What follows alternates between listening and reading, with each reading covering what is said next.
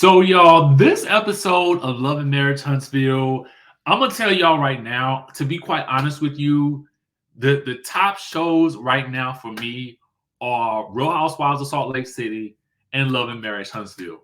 This episode of Love and Marriage Huntsville delivered so much. Like, so much. The inclusion of Nell and Chris Fletcher, the alleged OG, Huntsville power couple. I was like, listen, I wasn't ready. And I ain't know. Chime down in the chatterization if you ain't know either. But now we know, right? So, Sky Squad, we are back in the building and we got to discuss Love and Marriage Huntsville. We are on. Unfortunately, I need to figure out what season they're calling this. See, I get so thrown off when they do these A and B seasons. I'm clueless as to what actual season this is. And I'm also clueless as to what episode number we want to call it. Technically, it will be the second episode of the B season, the B aspect of the what season.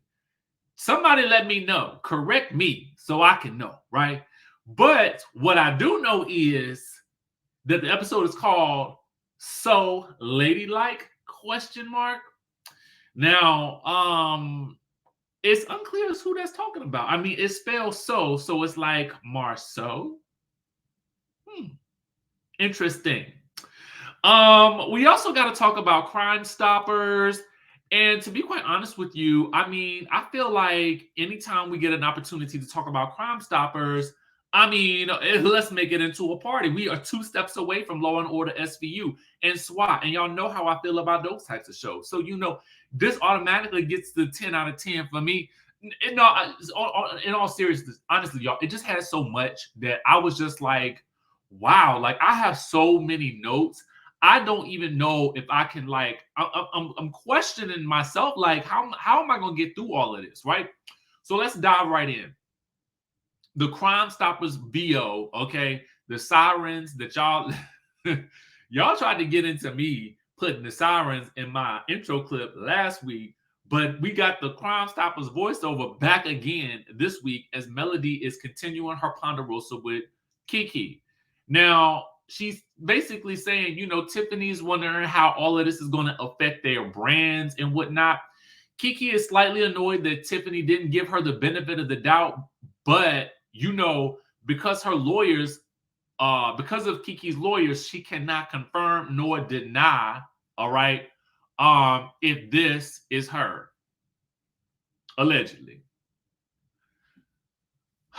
Now, Miss Kiki, I really did enjoy my interview with her. I think I think she has such a great story. But I mean, they're looking like you. Unless they have altered the footage in some way, shape, or form, this looker like you. Okay? So unless you got a twin, a doppelganger out there or something like that, you know what? I figured it out, y'all. I figured it out. Ralph tried to tell us in that reunion for Real Housewives. It was the catfish. This is not, oh my God, this is not Kiki. It's the catfish. The catfish done got Kiki. Kiki done got catfish, y'all. That's what it is. I don't know why I didn't figure this out sooner. Ralph tried to tell us. Anyway, Kiki can't understand how people could think she is, relapsed because of all of this. I was reading a lot of comments, and a lot of you guys seem to have thought that she had relapsed as well. I'm just trying to follow the story as it's being given to me. I asked her directly about this situation. She could not really say. She did say that she felt comfortable that she would be vindicated, as she stated here on the show. And I do understand her not being able to really talk too much about it, because if it's a legal situation, then there's that. All I'm saying is they didn't catfish her, okay? They didn't catfish look-alike her, okay? But again, as I stated, Ralph tried to tell us. So, and if Ralph said it, it must be true. So anyway, Melody, is just there to support. You know what I'm saying? And Kiki is like, well, Letitia was the last person that called me. And Melody, I think Melody does a good job of trying to caution her. I mean, this was reasonable advice. You guys have not been in the best of places. So it would probably behoove you not to really expect too much right now, because you guys still got some work to do on your relationship. Okay. Um, and Kiki is still kind of running with this, like, well, Letitia was the last person that come out and support me or whatever. And Mel asked her, well, because Kiki's like, I need to stop expecting me, what I do from other people. And Mel says, well, did you call Letitia when she was going through all the things in the blogs with her mama and Marsau'? And Kiki says, well, I don't feel comfortable calling Letitia about anything involving Marsau'. Touche. Mel tells her, well, y'all are still rebuilding, and in her confessional, she says that she just wants to see the family have peace. She encourages Kiki to come to Tiffany's baby reveal, but to be ready for questions. And then there will be that aspect, okay? Letitia brings Marsau' a smoothie as he's renovating the home. I do like the fact that Marsau' is able to do all of these things.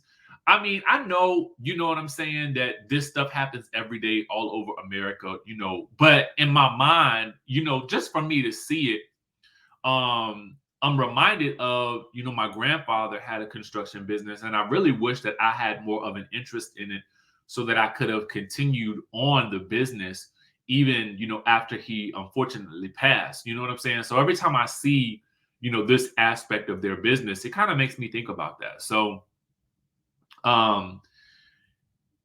we get some talk about this lawsuit, right?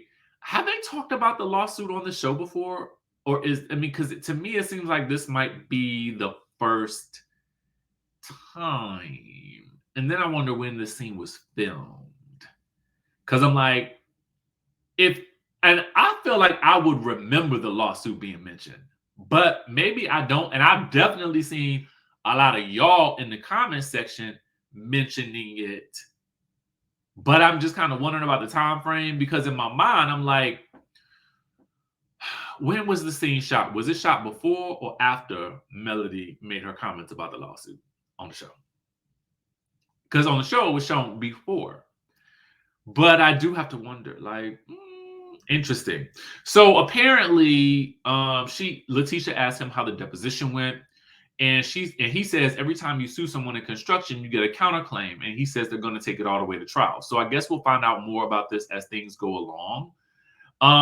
Later on, Melody will tell us that this lawsuit is about fraud, but I'm like, I need to really look into the nuts and bolts of the lawsuit to find out who's zooming who. But fraud don't sound too good. You know what I'm saying? And Marsau' says, I mean, is Marsau', are they countersuing or are they suing? I'm just trying. I'm trying to figure out who is the original complaint from. Meanwhile, they get to this real interesting little. I would give you guys more of this conversation because I wrote down a lot of notes about, how they're each spending their money, right? Because they're talking about a furniture budget. And, she alleges that he just spent $3,500 on getting his car wrapped because he told her to really consider, keeping a low budget for this furniture for the renovations. And he's like, well, if you're saying that I'm blowing my budget on my car, but what the $3,500 that it costs for my car is less than what it costs for your purse. Apparently, her monthly allowance budget is $5,000. They both allege that they're using some of their monies for the renovations and for the kids. But ultimately, this conversation is really about Letitia wanting to get a new SUV. I mean, I don't know. When I first watched this scene, I thought, I think one of the things that's really interesting about this show um, is really that you get to see the nuances of what happens when a couple works together, right?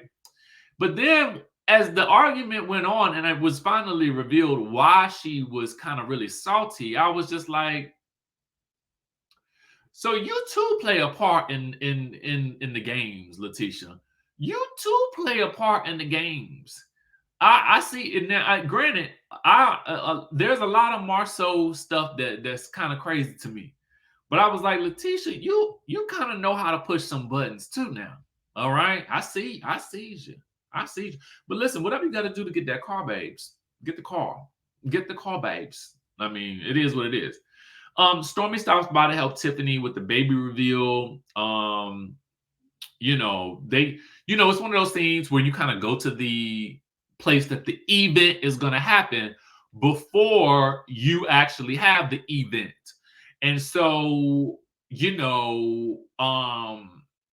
basically they there to, supervise the goings on before the event. They probably should have done a little bit more supervising. They should have probably started putting up the balloons that day. Okay. Because lo and behold, by the time it come down to the day for the event to happen, ain't not nay balloon put up, ain't not nay table put together, ain't not nay piece of food out for nobody. So y'all probably should have started that day, babes. So who all coming to the jamboree? Everybody's coming. They don't. Well, Kiki hasn't RSVP'd yet, I don't think. But Stormy will be okay with Letitia coming, even after their little argumentation last at the end of last season. She feels like she went kind of lightweight on Letitia. Her issue is really with Marsau, who she feels like is a bit of an a-hole who always thinks he's the smartest person in the room. That's kind of the impression I get as well. Like, you kind of think he is like the smartest person in the room, but I don't know. Kiki is apparently coming, but Stormy is shocked because it really feels like Kiki and Stormy don't really, not Kiki and Tiffany don't really get along like that. You know what I'm saying? So Tiffany does want to move forward as long as Kiki doesn't steal any locks or centerpieces. So even throwing in that, I mean, listen, it's shade is gonna be shade on a reality TV show, and it ain't gonna stop. So to be honest with you, it was Tiffany, so I kind of expected it. I feel like with Tiffany, you're gonna get some slight passive aggressiveness, some shade, or wrapped in a bow, and a smile, and a wink, and a nudge, and a nod, and a hoo-ha. Meanwhile, she's suffering in the background because she is literally back to work, back to momming it up. She is Lou is out of town all the time or whatever like that, and she going through and through and through and through and through and through and through and through and through and through and through. Okay, and she just want to have this baby reveal, probably because she need to have a party or something like that for the show or whatever like that. But also because it's about 30 people that's been trying to see the baby and whatnot. I'm sure that all 30 of those people ain't gonna be at this event, but whatever. Back to Tiffany and Kiki, because I wrote down this good question. Tiffany says she saw the Crime Stoppers episode and she wants to know, she doesn't know if she want to have anything to do with Kiki. So I'm like, well, why would you invite her to be around your baby if you feel like, you think that she might steal the locks or whatever off the doors, or she might steal the centerpiece off the table that ain't even going to be put together when she get there? I mean, low key, you might want to have enlisted Kiki's help to help you set this thing up anyway. You know what I'm saying? I mean, film some scenes or something, because knowing what we know now, your event ain't gonna be set up. All right. I did appreciate Stormy checking on Tiffany and her well-being and whatnot, because I did feel like it was necessary. Not really necessary, but I did think it was nice to see a nice show of friendship for Stormy to really ask the probing questions and really get a deeper sense that something was awry with Tiffany, right? Baby, the Fletchers. Woo! Listen, let me tell you something. There, I don't think has been another couple who has so seamlessly integrated into this show the way the Fletchers have. It has never felt to me like this is a smart thing that I feel like Love and Marriage Huntsville gets right. There's never usually any major announcement that, oh, this is the new cast member. Oh, we're gonna recast half the show. I like that the casting is very subtle. We have seen Chris and Neil Fletcher around for the better part of the last few seasons. They have been seamlessly integrated in a very natural way. And because they are also married and consider themselves a power couple, they rightfully fit into this group and have very strong ties to at least the Holts, right? So in this dinner, they are going to be trying to get to know the Scotts, all right? And by the Scotts, I mean Letitia and Marsau. Really, I don't think it's that they really want to get to know them as much as I feel like they wants to know why they was not invited to be a part of the Black Business Expo. And I am here to tell you, Chris and Nell Fletcher, that it might be for your best. It was probably they did you a favor by not inviting you, low key, because it sounds to me like everybody had an issue with something or some aspect of the Black Business Expo, such that I don't even understand why y'all would even feel a type of way about not being invited, especially if y'all OGs and been at this for 29 years. Y'all could have technically thrown your own expo. You know what I'm saying? I mean, that's not really to shade them. That was just a thought that just occurred to me. Y'all should be throwing your own expos. But I digression. Because at the end of the day, the Scotts is on a TV show, so it is definitely bound to get more notoriety because of that, right? So I think in my mind, I'm still kind of like baffled as to why y'all would want to why y'all was mad that y'all weren't a part of the first one, because at the end of the day, it's like the people, have you interviewed the people that have been a part of it to find out the many issues that everybody seems to have? Because I think if you had, then you would be relieved that you were not invited. I mean, and that's not to knock the expo, but I'm basing this on what the cast is saying. Okay. Meanwhile, the thing about it is, for the Fletchers, they've got more experience than anybody in the comeback group. Oh, yes, they dive right into it. I was like, now I am here for this type of energy and confidence, especially when you got the history to back it up. You know what I'm saying? Or at least the perceived history, at least from what you're telling me, right? I mean, they have been married for 29 years, it sounds like. Businesses have been in business for 29 years. So I mean, I get it, right?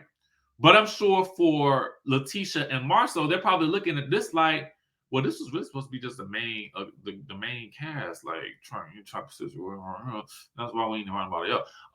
And then when Melody was like, I ain't doing that, they said, well, Stormy got a big old business over here, so we're gonna go ahead and invite her. But make sure that she give y'all that $100, okay? Because we need them $100 real quick. Run me that money. Run me that money. So anyway,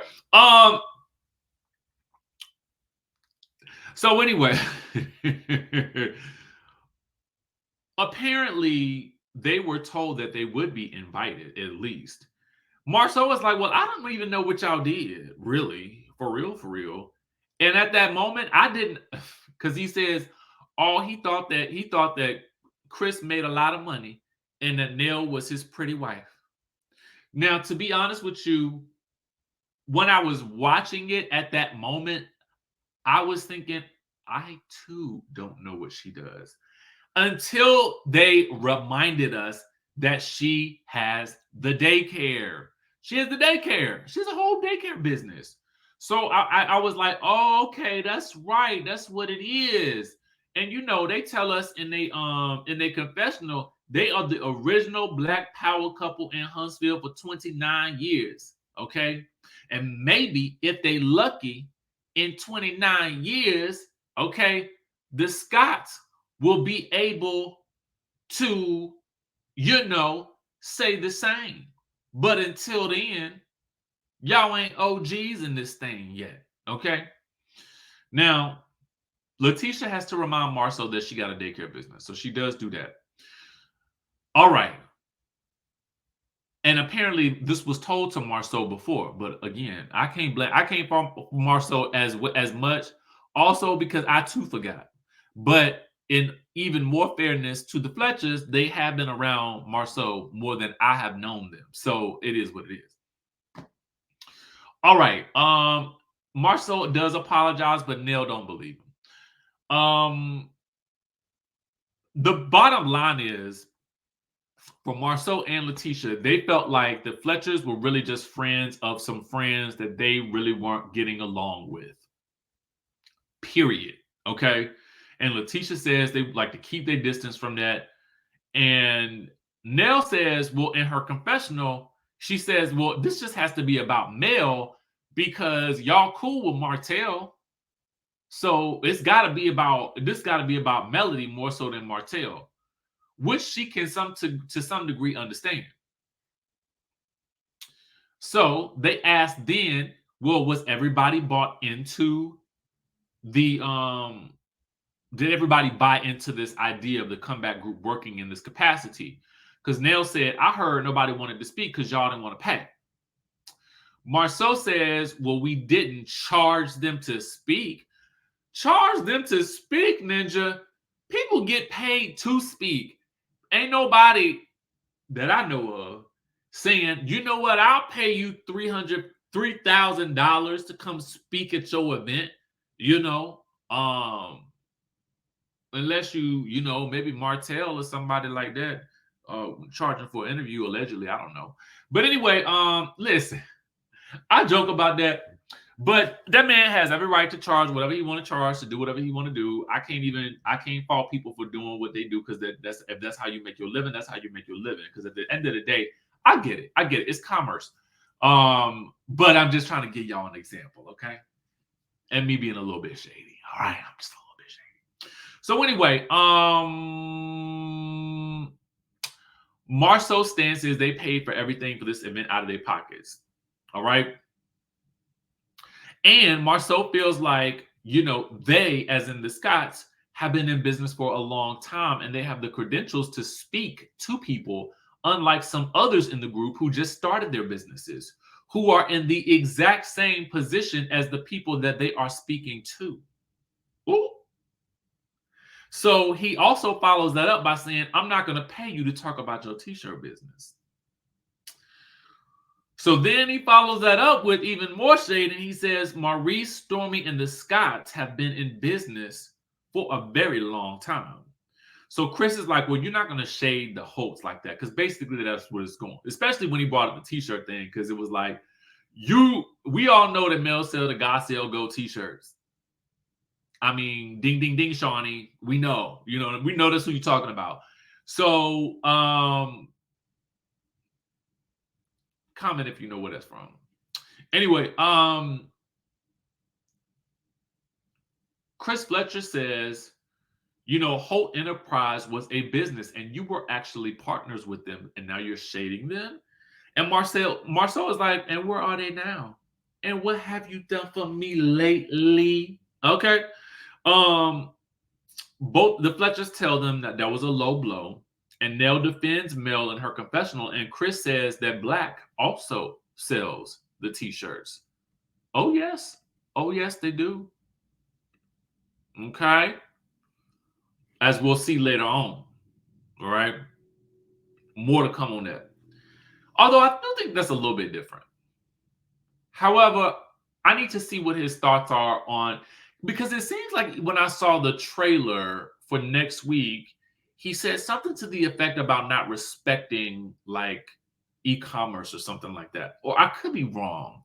I need to go back and watch it, but I guess we'll get more into that next week. But I think in my this example to me is more of just to be, I would say, politically correct. That is an example of a business that also sells t-shirts in tandem with the main service, which is food, beverage. You know what I'm saying? And what usually comes along with that can be merchandising. But if you look at it from that technical standpoint, merch and merchandising is still a form of business. Whether or not you respect it is neither here nor there. But if there is commerce and there's money moving and circulating, then it is what it is. You know, you understand what I'm saying? There are a lot of people who don't consider YouTube or social media, influencers as people who are in business.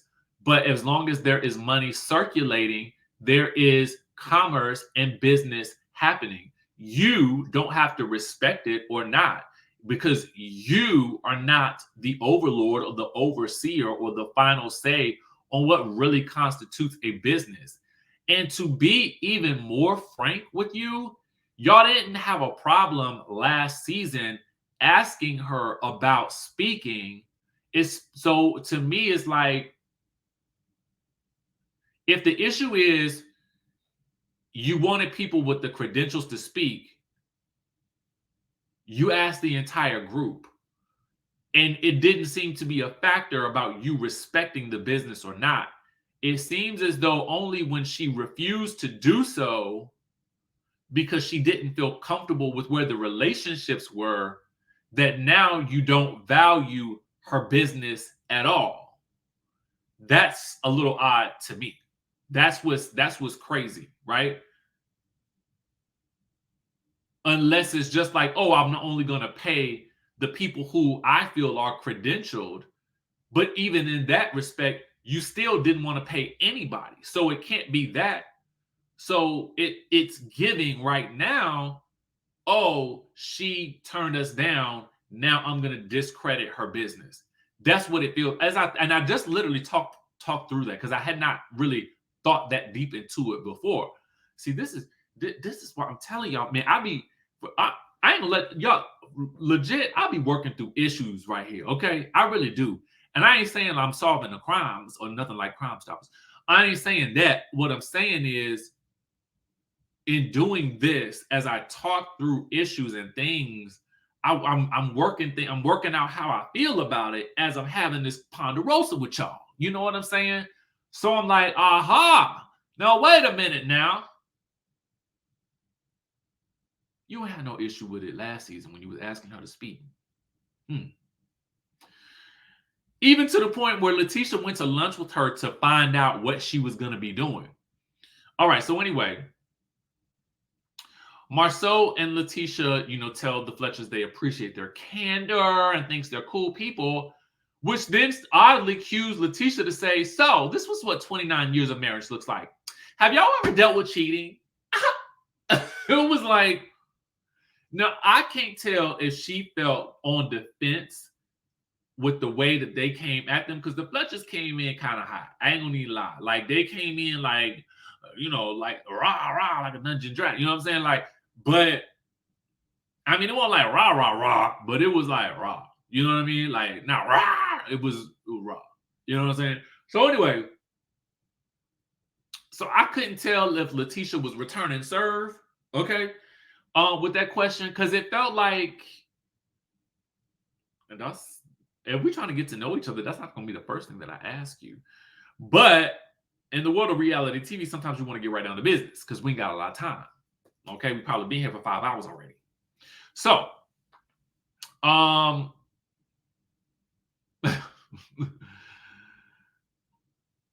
there, honestly, when she asked the question, both Chris and Nell, it seemed like they said, sure, yeah, we have dealt with cheating before. Letitia's like, well, how did you find out? Marsau is like,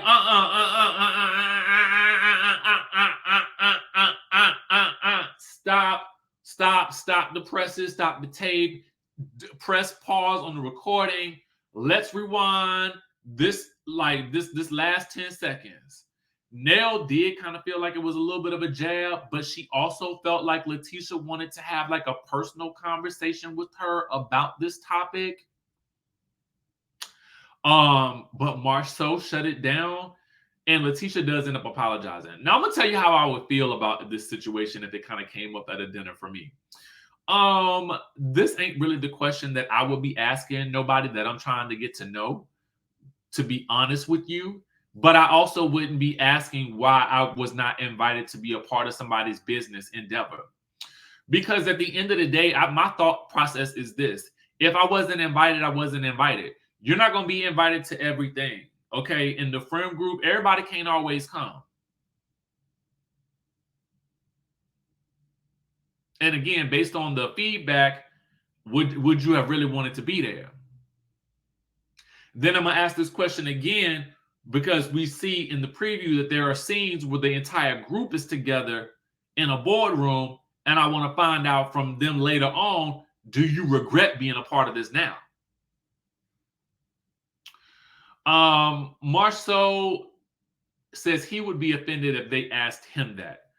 And I could understand that. I mean, the reality of it is, it's like, now I've been on like couples dates before, and nobody at the table is usually talking about that. Like, I also feel like, to be honest with you, everybody has a different definition of what those terms mean, and everybody has a different idea of what their marriage looks like. So to me, I just kind of feel like if we just getting to know each other, let's really get to know each other. Like it's layers to it. You know what I'm saying? Like, and let's peel the layers back little by little. We're not going to just stick our knife into the onion and then cut it in half. No, I mean, you peel it back slowly but surely. That's how you build trust, so that people then can open up and get to know you better. But this is just not the way to do it. All right, it's the day of the big reveal. Ain't nothing ready. Okay. Cynthia, not Bailey, the planner, is like, child, it was raining. Get off my. I got the impression. Did y'all get this impression that Miss Cynthia was like, if you don't get out of my face with these questions, I'm doing the best that I can. That's the way it came across. And party planner would be, I'm sorry, Miss Cynthia. I'm sorry to this woman. But baby, let me tell you something. I don't know what the rain outside has to do with the decor inside. Okay.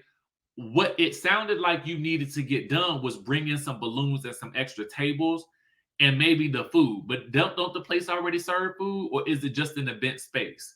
Whatever the case may be, the rain and me organizing and paying you for a service for an event is not my problem. That is your business. I'm paying you for the service, rain, sleet, or shine, especially if the event is inside. So there is no excuse for you to not have your stuff ready for the national television, for which now your business is going to look crazy, Miss Cynthia, not Bailey. So I'm just trying to figure out why you seem like you got the attitude when she looking at you, because ain't nothing ready. And you talking about it's raining outside, but the event is all the way inside. Baby, you can't, not today.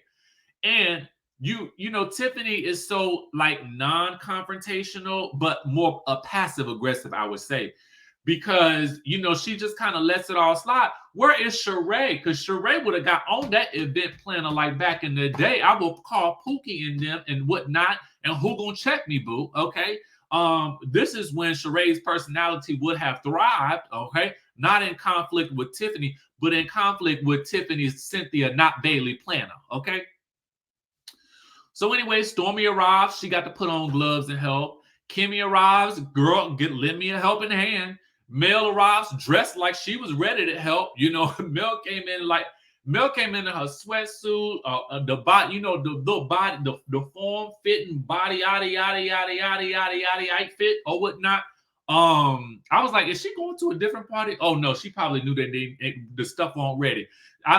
Mel, have you worked with Cynthia, not Bailey, before to know the events don't be right or something like that? Is that what happened? And you was clairvoyant and you foresaw it in the future that won't nothing gonna be ready when you got there? Is that what happened? And I'm sorry to Miss Cynthia, not Bailey. I don't want it to feel like I'm coming down on you and your business. I'm sure you do great business down into the streets of Huntsville. But I'm just saying that when it's time for you to be on the national television, what you might want to do is hire some interns for the day. Okay, hire some helping hands or something like that, and know they will not be the helping hands that are paying you. They won't be mine. Okay.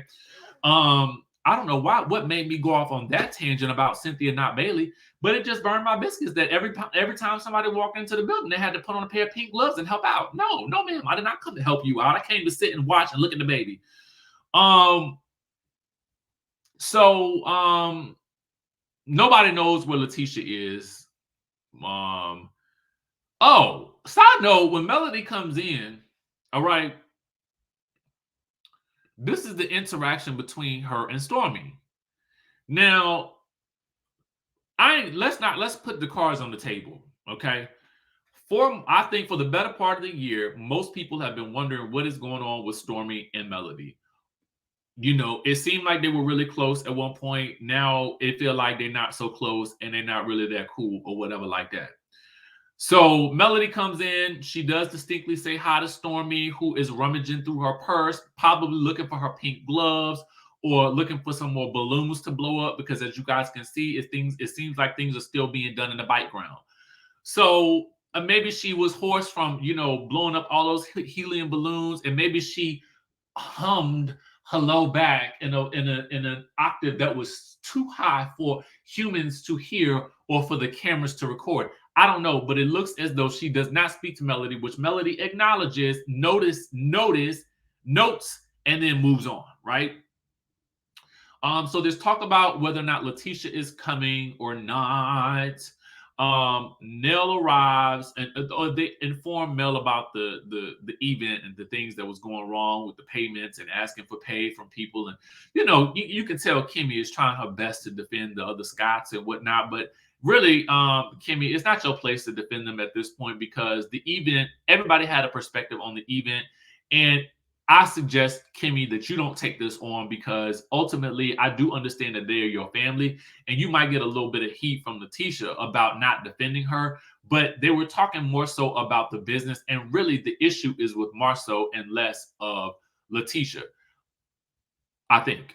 So anyway, Kimmy pulls Stormy to the side to find out if she and Letitia are good. Stormy says she's calmed down since, their last little meetup. Nell pulls Mel to the side to reveal that she had dinner with the Scots and to clear the air about the expo, not expo. The expo, not black, not the comeback, but the black, whatever you want to call it. And so Nell says, well, Letitia doesn't know about she feels like, based on their dinner, that Letitia feels a certain type of way about letting her into her life because of Nell's friendship with Melody. And Nell says that she told her that they're all grown women. Mel feels like, well, their friendship didn't have any bearance when Nell was hanging out and patronizing their business establishment. So she feels like all of this is BS, right? So then Nell thinks, well, she says, I think we're in a good place, but I don't know if we're going to be in a good place after I drop this tea on you. So she then reveals to Mel that Marsau said he didn't feel like the Holts were professional enough to really speak. See, my issue is that was not what was being said in the not so comeback group meetings of just months ago. Okay, so again, it is giving, well, now that you're not speaking, I'm now going to discredit what you're doing. Like, and that makes no sense when you weren't doing that before, right? So, and if anybody gets paid to speak, it should be Maurice and Stormy. Mel says, well, she could take jabs back at them and say that she doesn't want to be on stage with any people who purport to be in business and have 5 million in lawsuits for fraud. And I was like, the fraud? Not the fraud. Babes, what's going on with this lawsuit? Because earlier it was described as a construction lawsuit. I didn't know about a fraud. So anyway, although I think y'all been trying to tell me this in the comment section for the past several, I don't know how long, okay? And I would see the comments and be like, oh, what's this lawsuit? I mean, I can't be everywhere. I can't be on everything that comes out. You know what I'm saying? But now they're talking about it on the show. Now I want to know more. Okay. And somebody said the fraud. I'm like, fraud? That sounds like a headline. Okay. Anyway, don't mind me. It has been whether you know it or not, that by the time you see this video, it will have been a long day. Okay. That just gives you a clue as to how this video was shot, when it was shot, how many days ago, or whatever like that. But I will tell you, it's been a long day and your boy is tired, but I'm doing the best that I can. And we're going to push on through. So anyway, that be my problem sometimes. I think I'd be like, and you do this for so long and you just kind of be like, you know what? I got to be real, So anyway, just I'll be having side, and then I digress so much. Lord have mercy. Don't judge me, y'all. So anyway, I'm working as hard as I can. Yo, I'm mad delirious right now. I ain't even took no allergy medicine yet. Okay. I say yet with the anticipation that the sneezing will start. So anyway, I should just start this video all over again. I shouldn't have. I should. If you've made it this far in the video, I mean, I have no words for myself at the moment other than I am extremely exhausted. But I be giving it, don't I? I'm mad exhausted. So anyway, the fraud. Okay, that's what we left off at before I had my mini meltdown. All right, so listen. Mel feels like she's been running her business since 2008. And another reason why I love this episode, because we had a breaking the fourth wall moment, baby. Mel says he should just be happy I'm putting coins in his pocket because I had a dream and a vision. I have a dream. Okay. Yes, Melody. You better tell these folks about that dream, baby. Let them know. Honk the horn on them, Greg. Beep, beep, toot, toot. Okay. Bling, bling, bling. Bees is mad.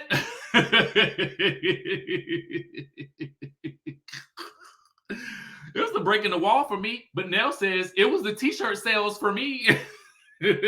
Mel says last I checked, they have black t-shirts with the black logo on it. Okay, as we see here, and the camera showed us, and they got other merchandise as well. Okay, Letitia's selling the mugs. Mel says she put several checks in that man's pockets, okay? And she thinks it's pathetic for these black men to continue to try to belittle the black women who they see winning, and she will tell them mofos to they mother freaking face. Now, how about that? Now, check that, as Phaedra Parks would say. So, Desiree Davenport, what are you hoping to accomplish with this show? Honestly, I've lost everything in the most horrible way possible. And listen, I want it all back. I'm willing to build it piece by piece, and I mean brick by brick. Oh, honey, she is done. I bet you a Burke and she doesn't last all season with us. Just watch. I'm Misha Hill, and I'd like to consider myself the matriarch of this dynamic group of ladies. I mean, someone has to keep them under control. I'm Davita Delaney. I mean, I think I could teach these ladies a thing or two about how to get and keep a good man. They said she was a gold digger. Gene, you did for me. I'm just really looking forward to being surrounded by other empowering bosses. Yes, I know exactly what she's doing. And if she keep playing in my face, I'm gonna have to let her off her dirty little secrets just like she did to me. And I'm not playing. Let's get this straight. If I brought you into this circle, I just as easily can take you out. She ain't running nothing over here, okay? She needs to be worried about running that household and worried about why that husband of hers is never at home. Oh, hell. Ooh, child, this is about to be a mess. Oh my God, I hate mess. what in the world did I get myself into?